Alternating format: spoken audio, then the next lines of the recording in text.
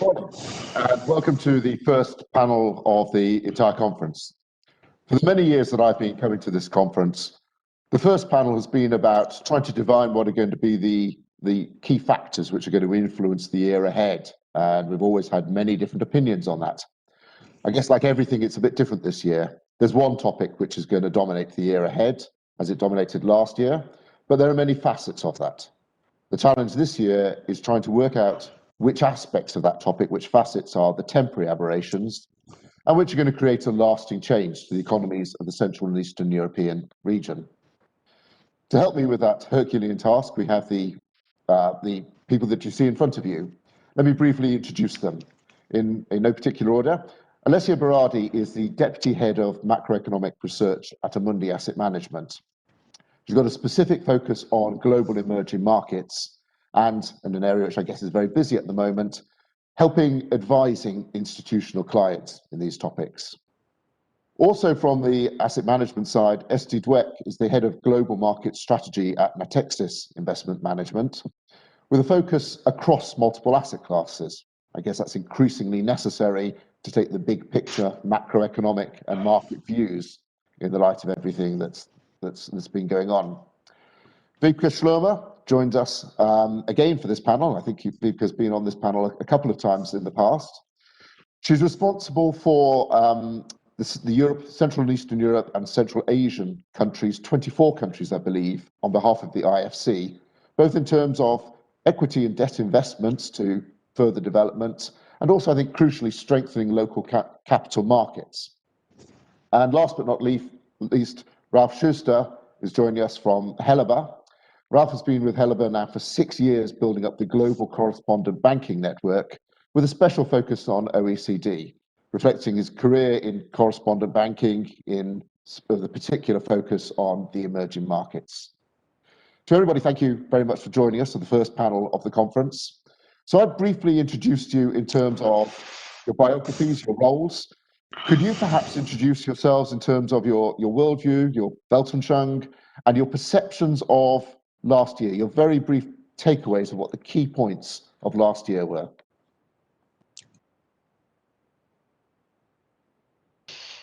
Okay, let me start following the orders of the introduction. Alessia Berardi here. So my takeaway from 2020, as you can imagine, 2020 has been a challenging year.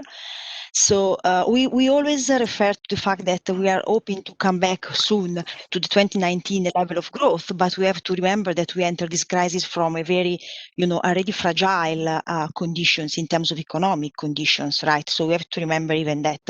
And another important aspect is the fact that geopolitically during the year we have been, different blocks around the world forming more neatly, even with the as a consequence of the pandemic. And now with the new vaccine, diplomacy and geopolitical movement. So these are the two aspects, economics and geopolitical, that has to be monitored very carefully moving into 2021.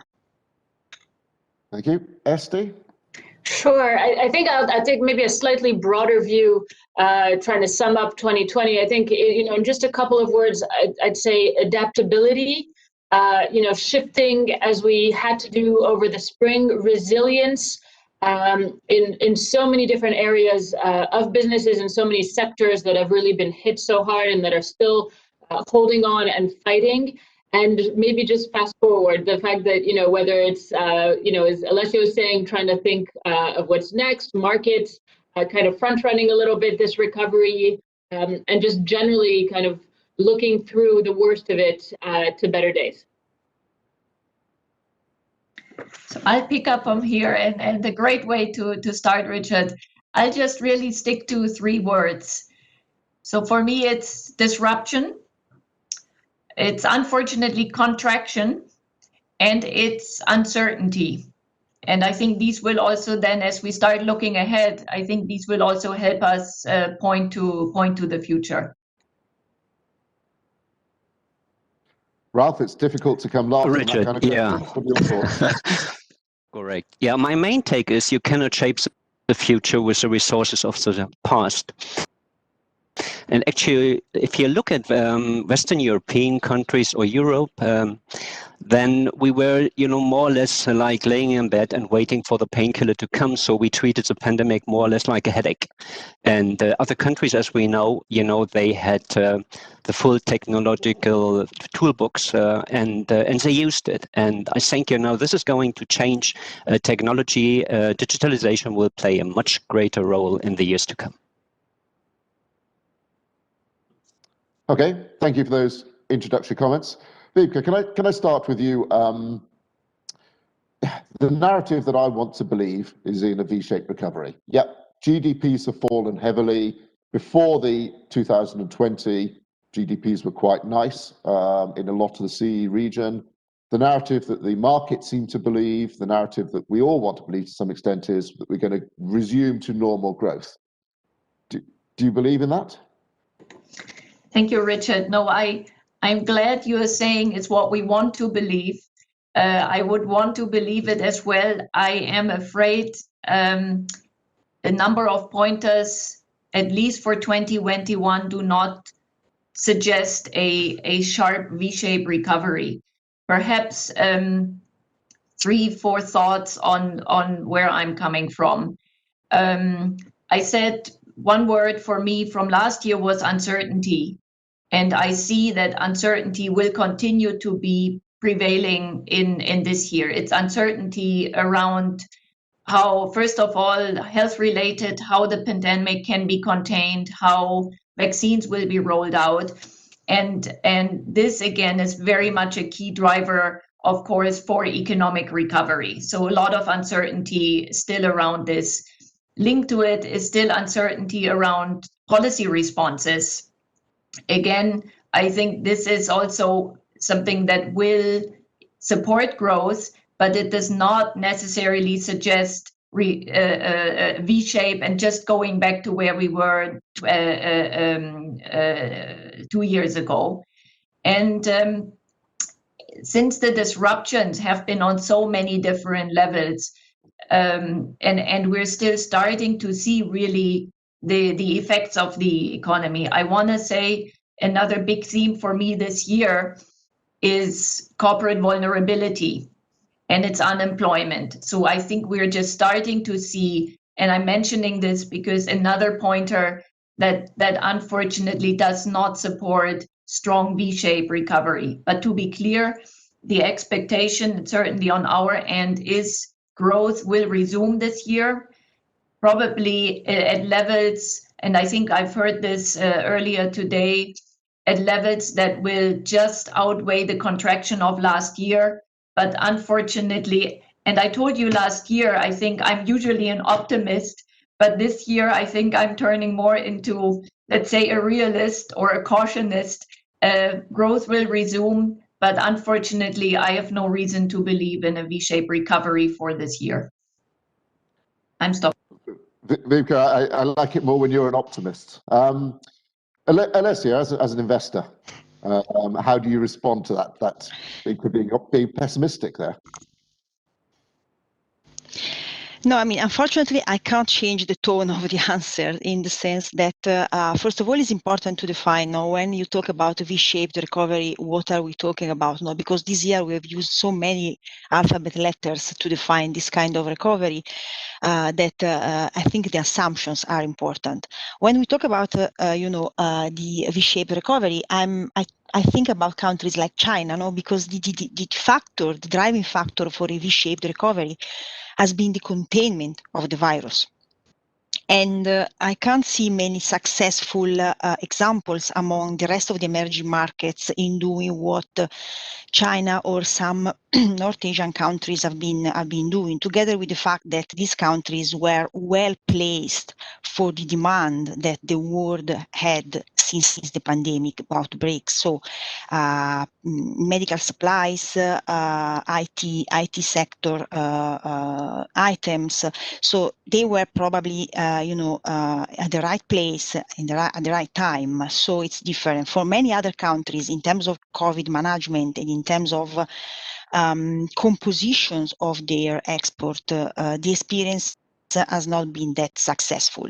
So if I compare the rest of the emerging markets with China, it's different to find other examples of V-shape recovery. Even looking at Eastern Europe, that is the focus of the panel today, we have seen a strong rebound in Q3 growth, but looking at Q4 and what is happening even now in terms of pandemics, in terms of evolution of the virus, it's difficult to see that Q4 and Q1 2021 will be as strong as or even positive as it was Q3. And so it's difficult to support a view of V-shaped recovery for other countries. Ralf or Esty, do you have any conflicting views? Are you going to be more upbeat about yeah, unfortunately, not much more, just given the situation we're already seeing, as Alessia was saying, in Q4 and Q1. Until we reach broad mass vaccination, and the region, at least, I think, is well placed and should benefit from the kind of the EU movement towards vaccination. But until we see that, we can't start to have a really sharp rebound. So we're kind of stuck in the stop and go. Hopefully, and I am an optimist as well, hopefully by the summer or end of summer, we get enough of the at-risk population vaccinated that we can move forward. But again, other than Asia, that's managed this very differently, for Eastern Europe, as with most of the rest of the world, we're still a bit of stop and go and wait with our fingers crossed for the next few months. Ralf, and if I can turn to you, first, your I think thoughts Alessia mentioned. Yeah, I think Alessia mentioned that the economy was actually not in a good shape when the pandemic hit. And for me, a V-shape recovery just means going back to the old level before the pandemic. So I would rather see a slower back, hopefully, to a new normal, because we need to adjust certain things. We need to actually to have a more technology, more digitalization. And we all know that there are certain weaknesses, especially in Western Europe. And I think the CEE is a more promising area, because I think they are the ones who will, raise digitalization much more than Western Europe does, because we are living in an old house, right? So it's pretty difficult to make adjustments here and there. I agree, and I guess that is one of the positive things. And if there is a positivity from all of this pessimism, I guess it's that, if vaccine rollout or whatever is not as good as it should be, maybe that's just a delay to the return. But Ralf, I do want to stay with you. One of the drivers, clearly, Central Eastern European is extremely good at IT. It's also extremely good at attracting foreign investment. And one of the drivers, perhaps one of the vulnerabilities to a lot of the economies, is that over-reliance on foreign direct investment and global supply chains. How is that changing as a result of what we saw last year? Yeah, thank you, Richard. I just noticed that I really cover CEE for the time being, but what I'm trying to say here is that there was a disruption in the supply chain, and especially, when you look at the transport between the APEC and the European and Europe. So what has extremely suffered is sea transport. And what has doubled is the rail transport, which we have seen. And if you look at the geographical position of the CEE, you'll see that especially the railway and the rail traffic has heavily increased during the pandemic. And we see more and more investments in the logistics sector. And just looking here at two countries like Poland, where Amazon just opened 6 logistic hubs, and you look at Serbia, where there is a big project together with China in digitalization and improving infrastructure, you will see that the middle corridor, actually between the Black Sea and the Baltic Sea, will become logistically more active. And I think this will promote economic recovery in the CEE. And then, Esty and Alessia, from investors' perspective, on this point, investment in infrastructure, investment in general in the supply chain and the economies. What's your opinion? Do you think that we are going to be able to go back to integrated supply chains and foreign investments in these economies?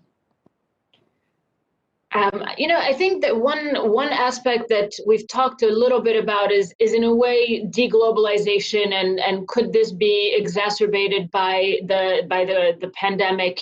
And picking up on what Ralf was saying, we are likely to see some re-onshoring of supply chains, bringing them closer to Europe. And within the EU, Eastern Europe is obviously, or Central and Eastern Europe is a great place to do it for the reasons mentioned earlier. So I think in a way, it could end up being one of the winners. Now, this is a multi-year trend. This is not going to happen overnight, and this is not going to contribute to the V-shape for 2021. But ultimately, they should definitely be beneficiaries of this move and try and have a little bit of this repatriation over the coming years. I know, Alessia or Wiebke, if you have anything to add on reinvestment. No, I mean, I tend to agree with the view in the sense that across the emerging markets, I mean, Eastern Europe benefits of the on the proximity with the rest of the Europe. So no need to shorten the supply chain there, because clearly it's much shorter than in many other cases, and that can be an advantage when we are going to see more, if we're going to see more reshoring towards certain sectors. Another important aspect that I don't think it will structurally change, even because of the pandemic going forward, is even the Silk Road project started from China. I expect this is going to continue, and it's difficult to see a united front in Europe vis-a-vis China, but China is moving faster in this sense, and that can be again another good source of foreign direct investments for the Eastern European countries, and not only for the Eastern European countries, I mean in the European universe. So my answer will be that no, this crisis, at least for the Eastern Europe, has not changed structurally the appealing of the area in respect of the foreign direct investments coming from abroad, for the same reasons why it was a preferred area before. So proximity, still convenient job force in terms of salaries, but even in terms of formation and preparation of this job force. Wiebke, obviously at the IFC, you are large investors, and a lot of the time that is in the infrastructure that Ralf described, the infrastructure to make this happen. What's your perspective on the FDI topic? Thank you. And I actually noticed really it's one of the key themes. I think there's been a lot of focus and discussion around global supply chains, also us at IFC and within the World Bank.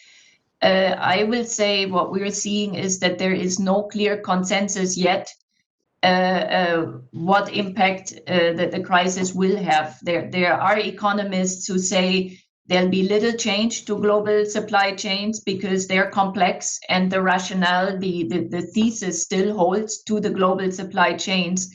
And others who maintain the view that to mitigate risks, to diversify, there will be changes, and the argument of nearshoring is strong. So I think how we look at it is it's an opportunity, and it's an opportunity, again, first and foremost, to ensure for the region, to ensure there is a strong investment climate, all the parameters from a, let's say, strong institutions, strong regulatory frameworks, strong sort of physical infrastructure, strong human capital. I want to emphasize that these are key parameters that will drive attracting investments, including possibly as part of changes to supply chains.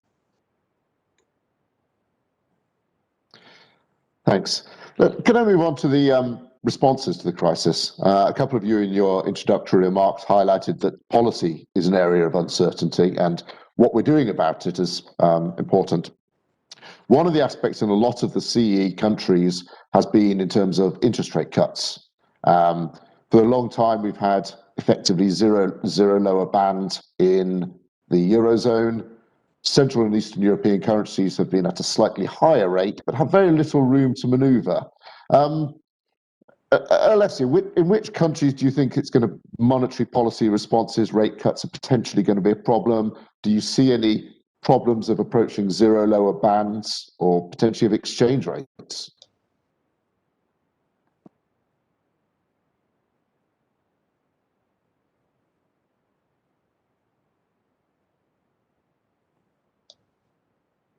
Alessia? Yes, sorry, I lost just a bit the connection, so I switched off the video. I hope you can hear me. In terms of monetary policy, yeah, good. In terms of monetary policy, I mean, 2020 has been an incredible year because we arrived where we were never thinking to arrive in terms of monetary policy experiments, even on the emerging market side. No, we have been a kind of evolution for many emerging markets from an orthodox monetary policy towards a less orthodox monetary policy. So, approaching the kind of monetary policy stance that we have seen now since many years in the developed market. So I mean, from rates cuts to quantitative easing.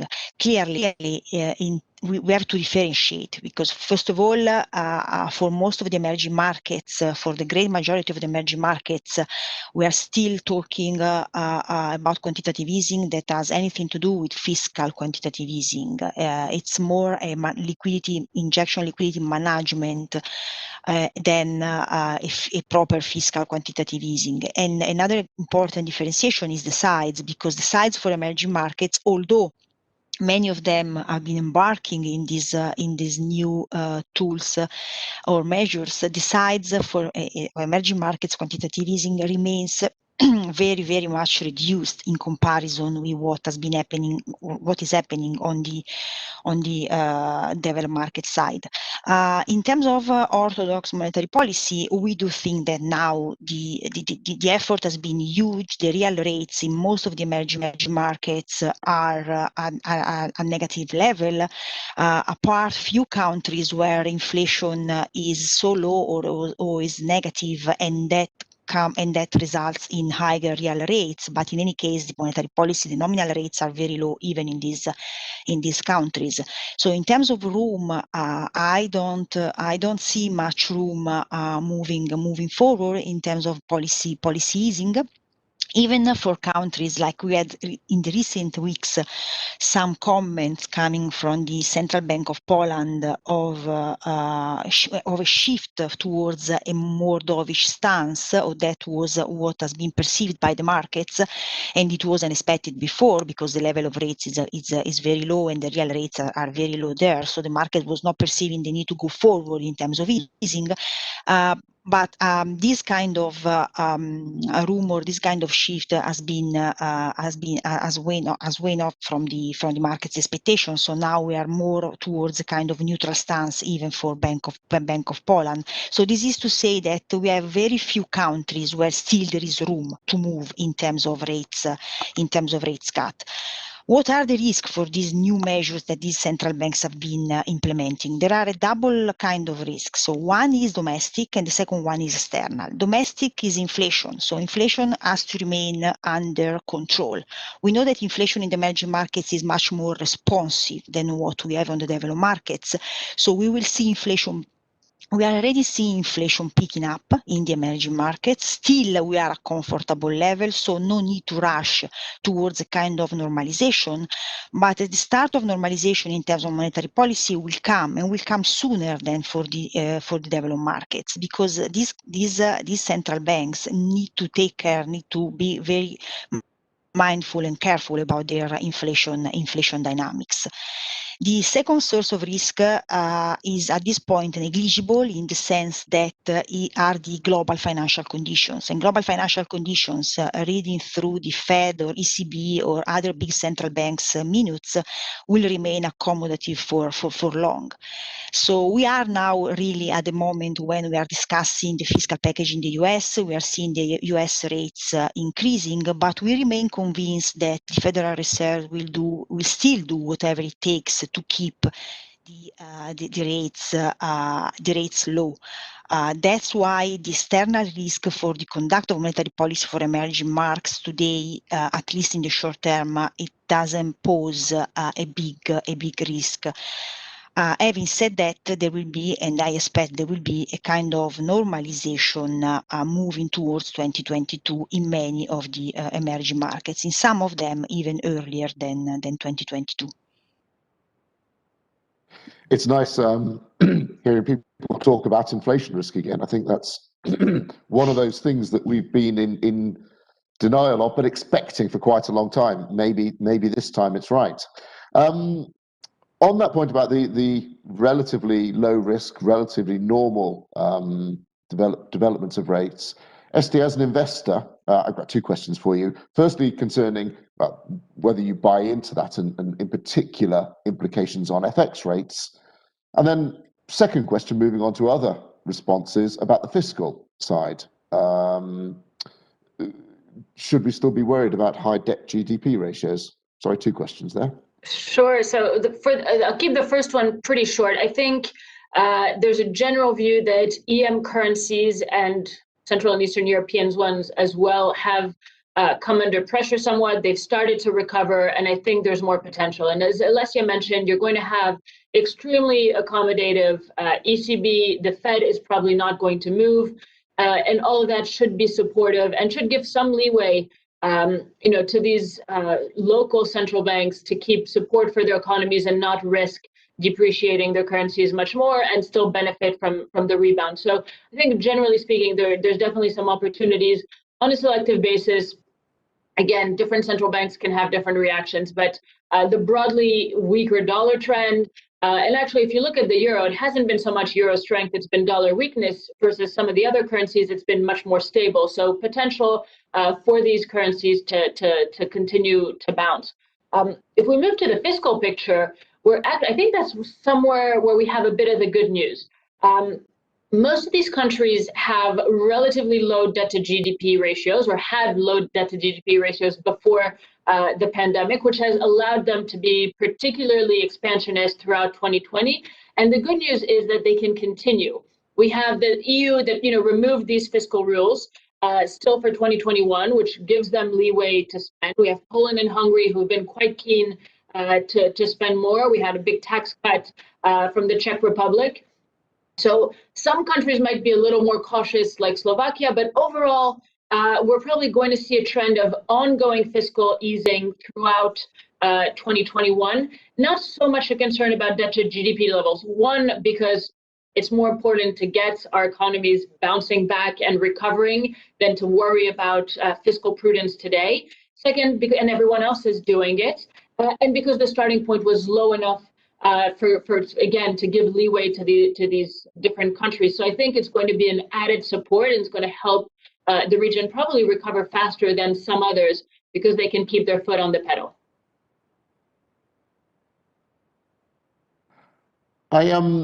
Okay, I get it that we started from quite a healthy condition in terms of debt GDP ratios in quite a lot of countries, but well, first of all, is it all just about debt service? People are saying, okay, interest rates are next to nothing, debt service burdens aren't particularly high, but debt still has to be rolled. You're in the market with sovereign bonds in competition with the EU expansion of the budget, with you crowding out private sector. And yeah, let's face it, lots of rating agencies, lots of investors care about debt GDP ratios on old metrics.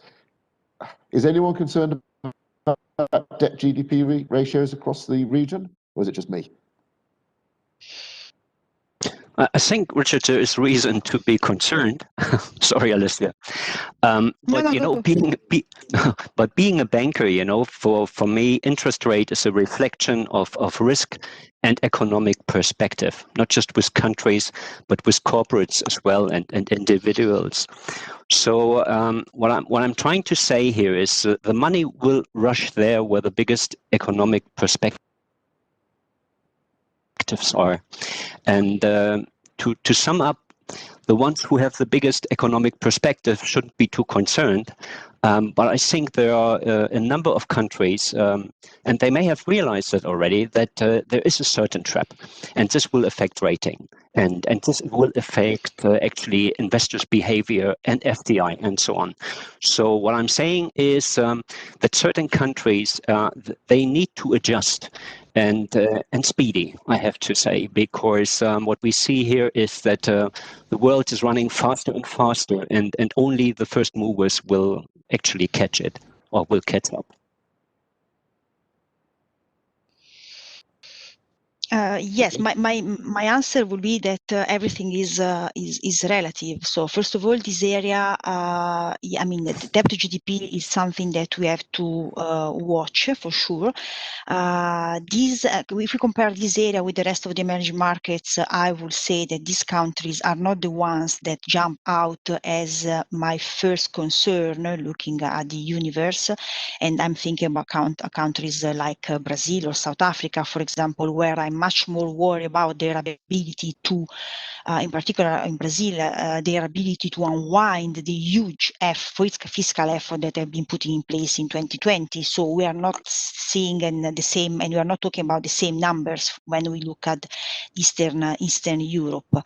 The other point, again, it's a relative answers in the sense that at this time, in this environment of very low rates, debt sustainability is important, but it assumes in a crisis time a different meaning, at least for the time being. I'm not saying that is always like that.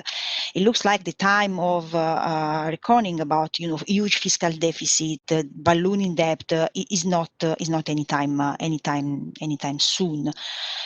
So the most important thing, in my opinion, here in the debt to GDP ratio is growth. And how the countries will be able to grow out of this debt. So they will be able to grow and to revert the trajectory of debt, or this debt will be an impediment to their future growth. And in this sense, what is happening in Eastern Europe related to the EU Recovery Fund and how it will be dispersed and how it will be used is very much important. So yes, debt to GDP is important. Maybe now shouldn't be the first priority. I think now the focus, and even for the rating agency, is important. I think will be it has to be growth. Well, I guess one of the points about growth is it talks to that crowding out of private sector access to capital. And if you do have the government dominating the bond markets, the borrowing markets, there's a lot of reliance on the banking sector, which kind of leads me, Wiebke, leads me on to my next question about the banking system. We'd be premature to say we were celebrating the end of the NPL crisis, but clearly huge progress had been made on NPLs. Payment moratoriums are probably hiding a problem in NPLs at the moment. Are you concerned about potential stresses in the banking system from all of these non-performing loans going forward and potential risk in its ability to fund growth? And thanks, Richard. And of course, that's a key topic, a key focus for all of us. Post the global financial crisis, I think everyone is aware that really this region in particular, all the stakeholders put so much effort into strengthening the regional banking system as part of the Vienna Initiative. I think was one that's an important forum that still continues to bring everyone together. And I want to say, as a result, actually, so far the regional banking sector is quite strong, and it's a bit odd to say, but perhaps relatively well prepared. That said, though, I think we all know it's too early to tell. 2020 does not yet give us an indication of the level of NPLs. It's too early to see. What I think gives comfort, again, from all the strengthening efforts that have been taken, we see there's a lot of, for example, stress testing happening, a lot of very active, and to almost say management of portfolios to be prepared as the effects of phasing out of moratoria and that corporate vulnerability that I mentioned earlier, as those effects are being seen. So it's too early, like you said, to celebrate. Yet I think, ironically, the global financial crisis 10 years ago really, or a bit more, helped us be relatively well prepared. Okay, Ralf, you're at the sharp end of this. Are you concerned about your correspondent banks in the region and their NPL problems, their capitalization? How worried are you? Yeah, right. I mean, first of all, I can only agree to what Wiebke is saying, but to add something here is what I'm really afraid of is overregulation, when it comes to loan book and going forward. So what we've seen is that the state is taking more and more part in the industry and the private industry. And the question will be, how are states going to safeguard their investments? And that means, where are banks heading to? What will be the new strategy? I mean, in a normal environment, I would say the loan book, the new loan book and new investments are going to dilute the NPLs anyway. So once again, we are coming back, to economic perspective and growth scenario.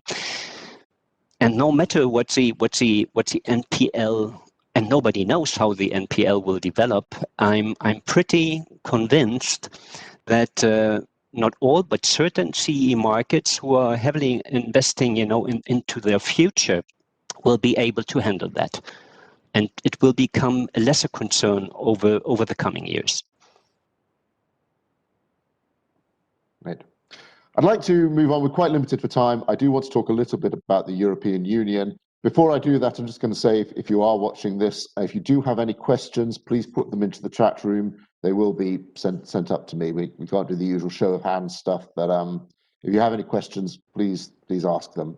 But no, Esty, I'd like to ask a little bit about the European Union. There's that saying in Brussels, never waste a good crisis. Clearly, there's been a massive expansion in the Next Gen EU, in the SURE program, and that has ruffled a few feathers, let's say, in some areas in Central and Eastern Europe. What's your take on the expansion of the EU into these areas? I don't want to get political. The world doesn't have a shortage of political opinions, but the implications of this. Well, I think it's a great saying. I mean, and maybe, you take it with a grain of salt in some different situations, but this time, the EU really stepped up. We have this recovery fund that's coming.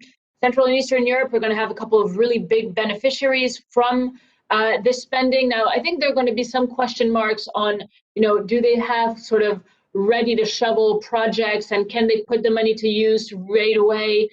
There's some inefficiencies, that are remaining. So the boost to growth from this might not be immediate in 2021, but beyond, I think it should help. And the fact that you're seeing more integration, the fact that you're seeing more leniency on fiscal support, I think all of that is relatively positive. Leaving the rule of law discussions aside and really focusing on what the outcome is, it's a big step for Europe. And again, Hungary, Poland, they're going to be pretty big beneficiaries. They're going to have some nice flows coming in. The question is, what are they going to do with it, and how quickly will they manage to do something useful with it? Who else has an opinion on that, on the fiscal expansion of the EU and some of the tensions that it's created? Okay. In the absence of any thoughts, we do have a question from the audience quite quickly in response to my appeal. So obviously it's a topic which is burning. And somebody has asked a very basic question. I'm guessing it's an investor out there. which sectors of the economy are going to bounce back fastest? Who has an opinion on that? If I may, I think logistics in general will, and the digitized economy, IT will definitely. Okay, any other views? Logistics and IT, I'd certainly agree. Yeah, no, I mean, I tend to agree as well. I mean, we have seen that even in terms of relative performance of the economy in the different countries. No, as we have seen, we have said before, we start the narrative that we have been adopting since the beginning of the crisis was the first in, first out. So China, North Asia, the first in and then the first out. Not only because of the crisis management or the pandemic management, but even because the right composition of their exports that has to do a lot with the IT contents of their exports as well. So this is a confirmation. With regard to the EU fund and the area in particular, I mean, the two key words are green and digital. So these are probably the sectors where we like to see more investments. Again, maybe this is more a belief and an hope, but these are the two key words. So these are the two sectors where we probably will see more investments directed. Esty, if I would, Richard, just to add, I think on the IT digital, it's actually they're worth breaking it down a bit. I think it's both on the, let's say, infrastructure side, really ensuring strong connectivity. I think that's what we've all seen last year, how important it was that we can all be connected. Then it's actually services, anything online, including, I think, financial services. So the trend towards anything that's so to say, e-commerce, going that direction. I would add, and perhaps it's part might be wishful thinking or also longer term prospects. I think the importance of the health systems, health sectors may also attract eventually some investments, much more, I think, targeted and much more part of a bigger, let's say, public health sector approach. But I think a number of countries have seen what deficiencies in their healthcare actually the consequences can have. And even further, I wonder if we already appreciate the disruptions that are happening to education, to sort of all the kids that are not going to school. So will this turn, and again, I think that's a longer term topic of e-learning, how to, what type of education than just the sort of more linear education systems we have right now. What other sort of broader e-learning tools may develop, may be needed?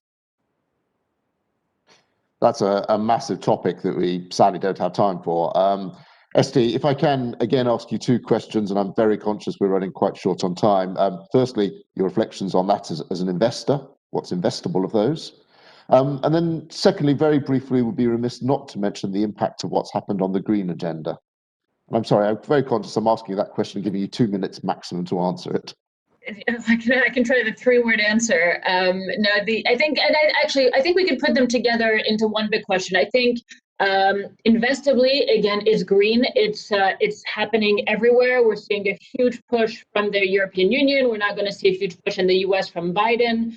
It's happening in Central Eastern Europe. So those are the areas they've already done quite well. A lot of these sectors have, at least from a market perspective, have done quite well, but that's going to continue. And that's exactly the question, right? This green initiative, these moves within the budget, this carbon zero focus, all of that is actually going to bring a lot of challenges as well. So investing is great. The challenges of a lot of these, especially old energy sectors that are going to struggle, that are going to have to adapt to try to meet the EU's goals. So I think questions, maybe not for 2021, but beyond. But I don't think the crisis has changed the move. If anything, it's exacerbated it. And this is the direction we're going in. Any final thoughts on that, particularly on the green topic? Wiebke, Ralf, Alessia? Look, I think here the old optimist in me does come out, I want to say. I can't really help but say this is an opportunity to advance the green agenda. It may not be intuitive from perspective of, strain that's on public finances, but I think the EU and really the various development bodies, certainly IFC, but I know all the international finance, development finance institutions, this is the key theme. The recovery, we were talking about the quick V-shaped recovery earlier.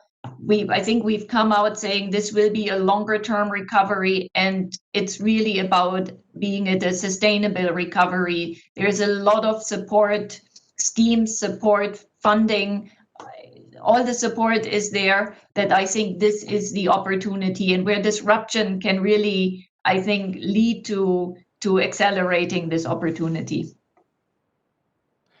Maybe just to finish, I want to add one challenge for the area, in the sense that in the area we have a country that will probably delay the green agenda for Europe, and this country is Poland, so it will be challenging for Europe to deal with Poland in terms of phasing out from the coal power in time with the European agenda by 2030.